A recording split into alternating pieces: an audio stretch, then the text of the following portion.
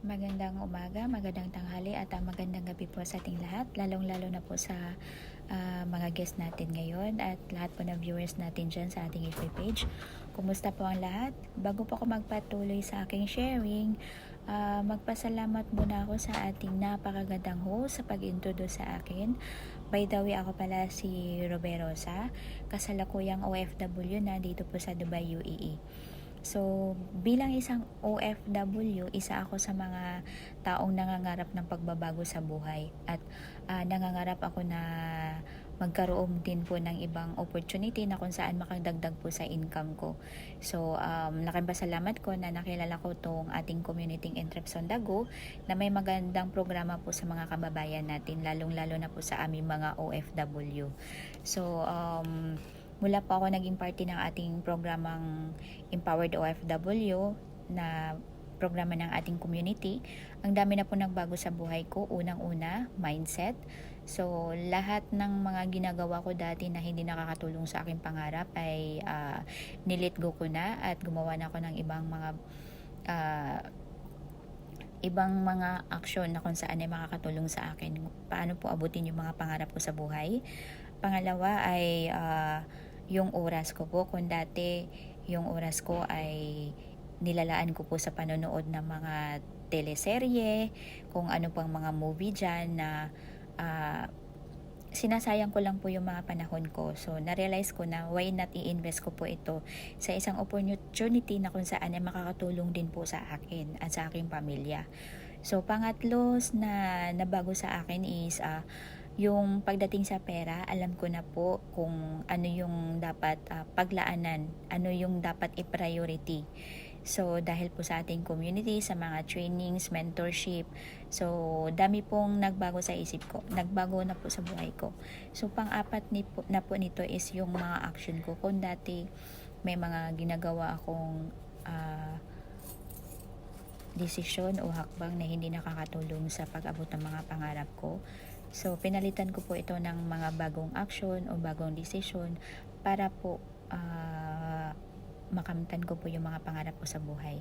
So, bilang isang individual po na nangangarap po tayo ng pagbabago sa buhay, dapat po ngayon pa lang habang may kapasidad pa po tayo na gumawa ng bago at may kapasidad pa po tayong mag-invest, simulan na po natin dahil ang oras ay hindi po nababalik.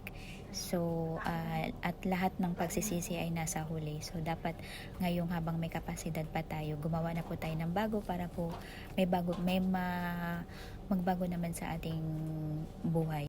So, mula po na ako ay naging parte ng ating Empowered OFW program, ay kumita na po ako na mahigit 54,500 na po. At aside dyan, naging silver executive na po din po ako sa ating company.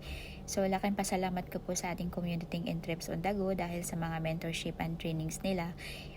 Hindi po tayo pinabayaan at ginagabayan po tayo sa lahat ng ating hakbang para po maabot yung mga pangarap natin sa buhay.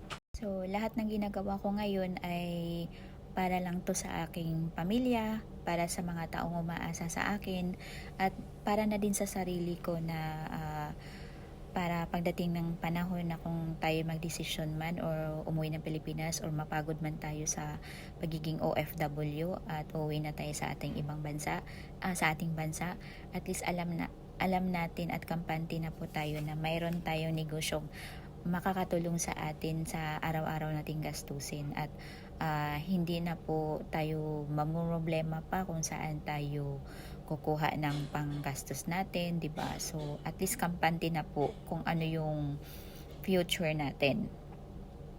At alam nating andito po ang ating community na handang gumabay sa atin sa lahat ng desisyon natin dito sa ating pinasokang opportunity. So, message ko lang po sa lahat ng mga tao dito sa ating event, lahat po ng guest natin at lahat ko kapwa ko member sa ating community. So, change the changeable, accept the unchangeable, and remove yourself from unacceptable. So, kung ano man yung bagay na pwede pa nating mabago na makakatulong sa ating pag-abot ng ating pangarap. Simulan na natin habang may panahon pa tayo. At yung mga bagay na hindi natin kayang baguhin, halimbawa yung mga taong mga negative mindset, so hindi na natin at lahat ng mga rejections natin bilang isang online entrepreneur, hindi natin maiwasan madaming mga bashers, mga nega. So hindi na natin hawak yung mga mindset nila, hayaan na po natin sila at ipakita lang po natin yung mga resulta natin kung gaano po kaganda ang ating community o yung ating kumpanya, or pakita natin sa kanila kung gaano kang ganda ang opportunity pinasukan natin. So, hindi po tayo dapat madismaya. So, patuloy lang po tayo. Tingnan po natin na kung ano yung mga bagay na nasa isip natin na hindi natin kayang gawin, iwaglit natin sa isip natin yun at isipin natin na walang bagay na imposible pag tayo po ay determinado at willing na baguhin po yung kung ano man yung buhay natin ngayon, kung ano man yung mga gusto nating baguhin. Isipin natin na tayo po ay bilang isang tao, limitless po tayo. So walang imposible pag tayo po ay determinado. Message ko lang po sa ating community, salamat po sa lahat ng oras ninyo, lalong-lalo na po sa mga mentors and coaches. Salamat po sa ginawa ninyong programa para po sa aming mga OFW or kahit sa ating mga kapwa Pilipino na andyan po sa ating sariling bansa. Dahil sa mga programa ninyo ay binigyan po ninyo po kami ng pagkakataon na buhayin yung mga pangarap namin. So, salamat po sa lahat ng gabay ninyo at sa lahat po ng panahon na ginugugol nyo sa amin para po matulungan po kami para abutin po yung mga pangarap namin sa buhay. And thank you so much po. So, salamat po sa pagbigay din po sa akin ng oras para po ibahagi sa inyo yung journey ko po dito sa ating community. At sana po may na-inspire po ako dito sa ating event. So, thank you so much po. So, hanggang sa muli. Happy chasing dreams!